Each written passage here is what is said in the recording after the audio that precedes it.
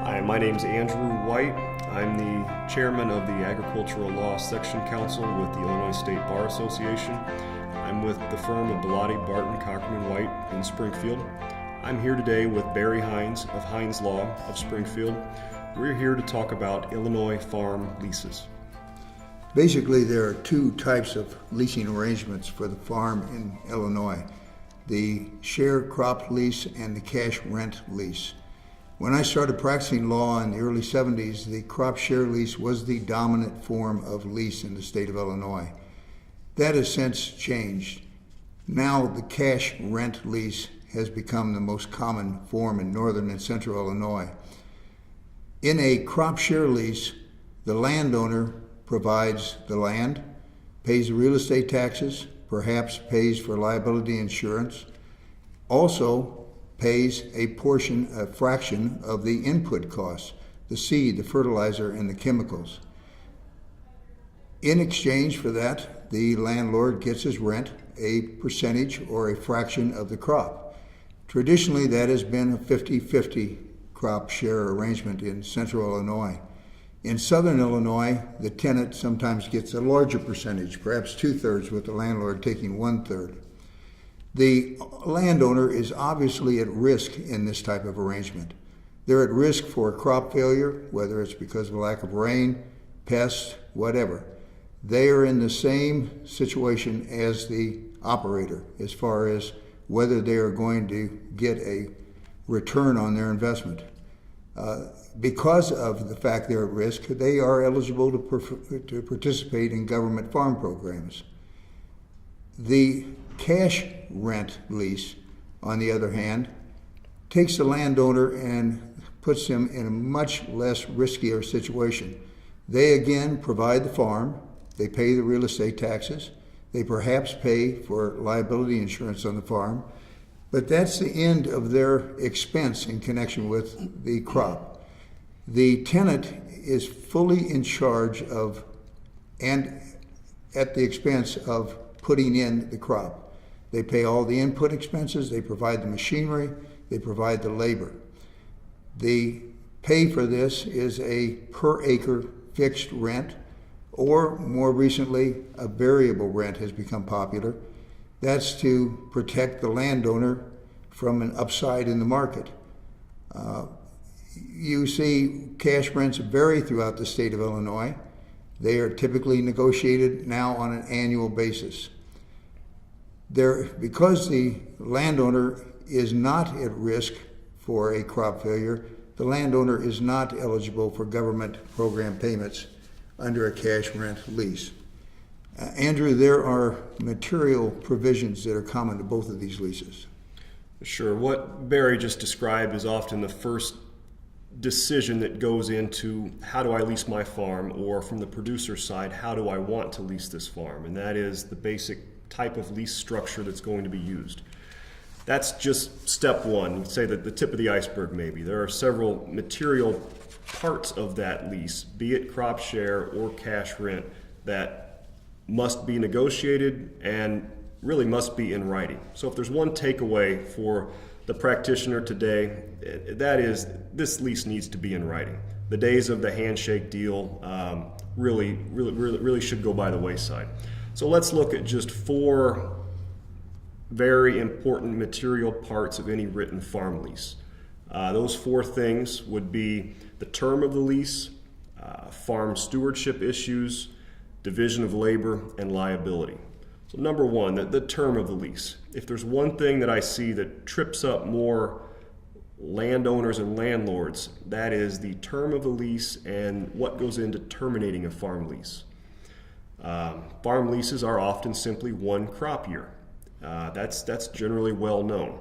The problem comes in on the termination side of things. Historically, with an oral lease agreement, a farm lease automatically rolls over into the next crop year unless the landlord provides written notice 4 months before the end of the lease. That's often a November 1 notice date. So that right there can cause a lot of problems for the unsuspecting landlord.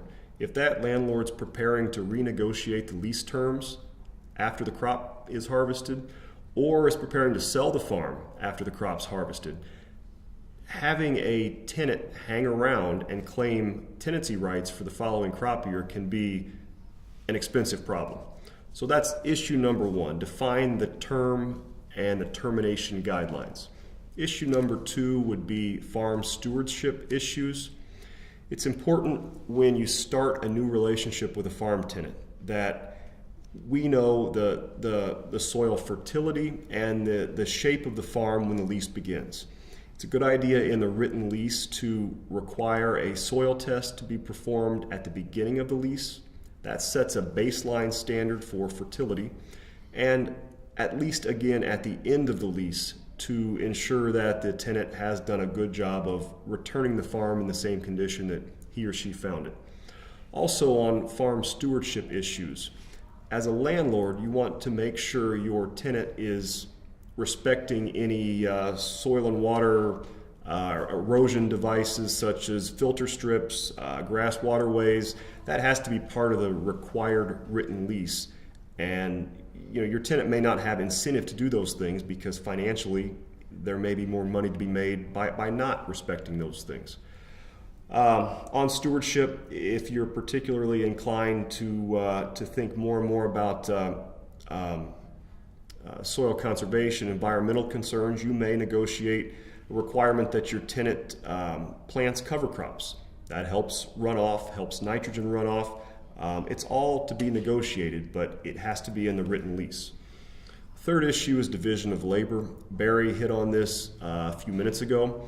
With a cash rent agreement, division of labor is simple. The labor belongs to the tenant. It's the few outlying issues that you still need to worry about, such as who repairs improvements, who fixes an irrigation unit, who fixes a drainage tile problem. That division of labor still needs to be hashed out in a written lease. And then fourth and final would be liability, and that's simple. Your written lease should require your tenant to maintain liability insurance at all times. And there are another number of other supplemental issues that can be covered in the lease. They would include reservations. For instance, hunting rights, mineral rights should be addressed in the lease. Security for the second installment of rent. There are provisions in the statutes which give a landowner a lien. Whether you are entitled to cropping plans, yield information, all of which are very important in negotiating cash rent for the following year. Hold harmless, there are estate planning issues that need to be considered, 2032A. There are a number of issues that can be covered and should be covered in a written lease. We're seeing a lot of transition in farm ownership as the older generation retires. We're also seeing a stressful time financially with row crop agriculture here in Illinois. Both of those things mean the importance of a written lease with these considerations we've discussed are more important than they were 10, 20, 30 years ago. The takeaway from this presentation is a well thought out written lease is necessary.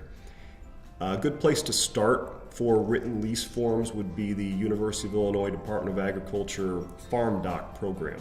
There are various forms on there which provide a great starting point.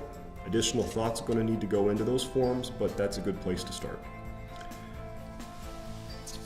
To learn more about the benefits of joining the Illinois State Bar Association Agricultural Law Section Council, please visit the ISBA website. Thank you.